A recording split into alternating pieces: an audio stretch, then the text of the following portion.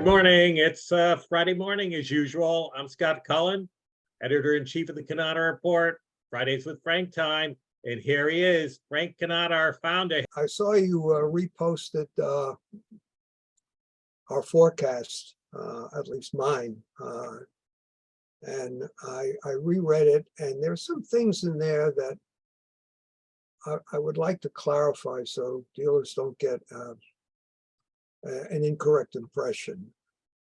We quote some numbers, in terms of the decrease in revenue due to the declining clicks and the MIF at a pretty high figure.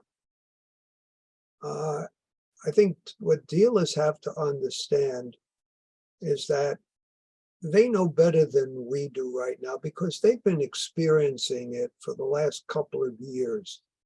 You take their renewals on their major contracts. They're seeing basically on the renewals that is a substantial reduction in equipment and obviously in clicks. I think what I don't want to confuse dealers on is number of units sold. Because of the increase in A4, it diminishes the value of the contract. Historically, large placements, like 100 machines as an example, it would have 60 to 70 some odd percent, maybe 75% A3 and the rest A4. But those numbers are going to be lesser and more A4. So if you go that route, you're still going to have a fairly significant sale number, a number of units sold. So where I leaned on the revenue side, I think on the unit side, it's probably going to be significantly less, or somewhere in that 10 to 18% range. So there's still a sizable MIF out there that will be taken care of, and so it's just that the revenue from it won't be as great as it was in the initial phase of the particular major account or large account that's being renewed. And in looking at that, it just brings to mind that dealers are frustrated. I'm getting that sense because they keep asking the same questions of manufacturers, and manufacturers just aren't answering. So I'd like to digress onto that for a moment because we didn't address this in our forecast issue. Dealers, we've done many dealer panels, and typically when we're asked to do a panel for one of the leading independent dealer groups, we query the membership, give us your questions. Everyone categorically had at least 2 or 3 questions. What's next? What's the business going to look like 5 years from now? What is it going to look like 10 years from now? They're not getting any answers from manufacturers. And dealers want to know why. Well, first you have to stop and position the people that you do business with representing the large manufacturers. They are in essence a sales organization. And in the global scheme of things, they represent a region that's like a big branch. They don't do any R&D. They do contribute, I'm sure, from time to time in marketing. Most of the major companies pull people together from all over the world at one point or another to get the input to look at the future of the business. But that's it. And that information that's gathered at those sessions is not for distribution, because what they're doing is laying out their future. And they don't want to tip their hand, so to speak.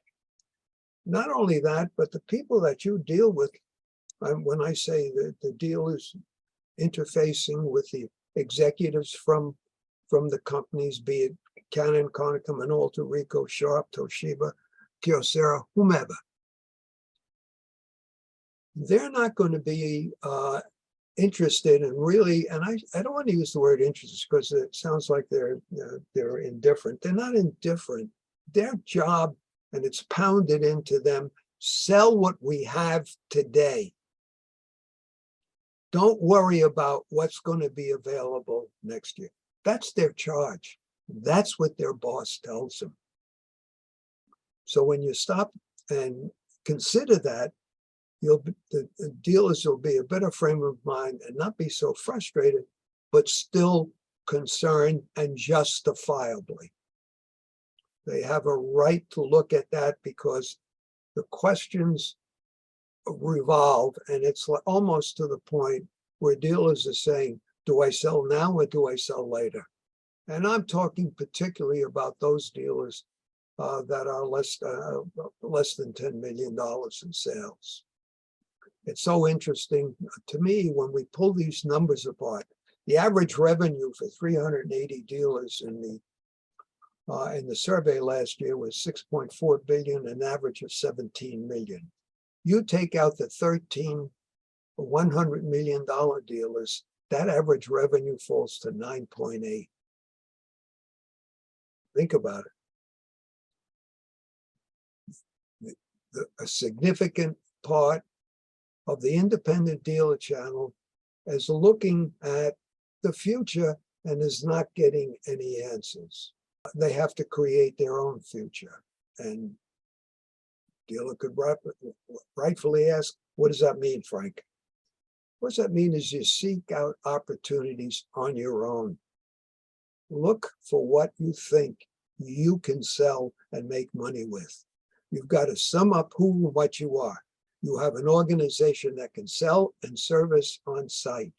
But as Doug Patassi reminded us at the POA meeting, he made the point of saying, vendors have to understand how expensive selling and servicing on site is.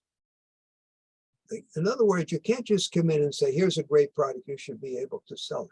Well, if it's totally new and different, they need extensive support.